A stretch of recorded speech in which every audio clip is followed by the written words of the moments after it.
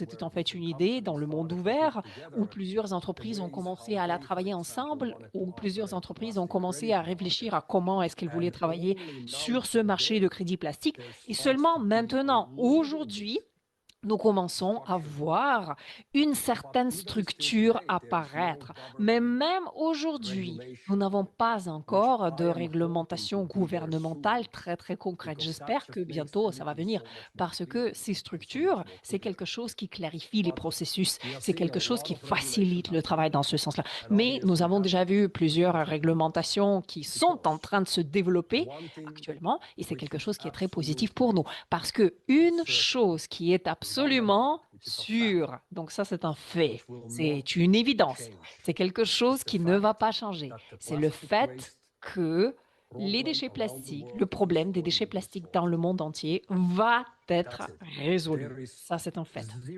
C'est une évidence. Donc, il y a vraiment zéro possibilité que les gouvernements, les organisations, les entreprises, etc., demain, diront tout simplement, ah ben vous savez quoi?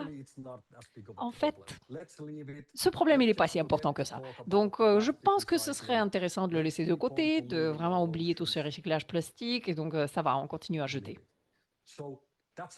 Ça, c'est un fait. Donc, si nous tous, on peut déjà se mettre d'accord par rapport à cela, eh ben, c'est là qu'on sait qu'on va tous dans la bonne direction.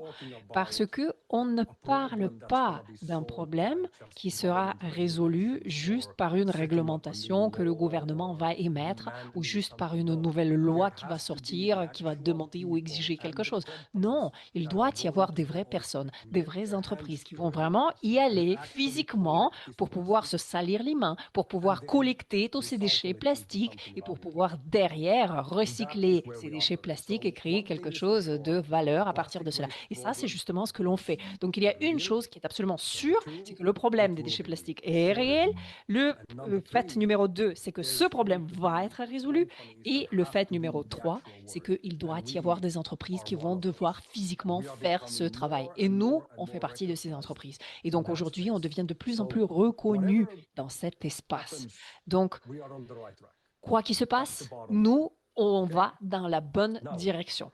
Donc ça, c'est une évidence. Alors maintenant, en parlant de vos questions, et donc je pense qu'il y en a une qui est vraiment très très bonne, qui parle de ce programme de buyback, du programme de rachat sur le marché public.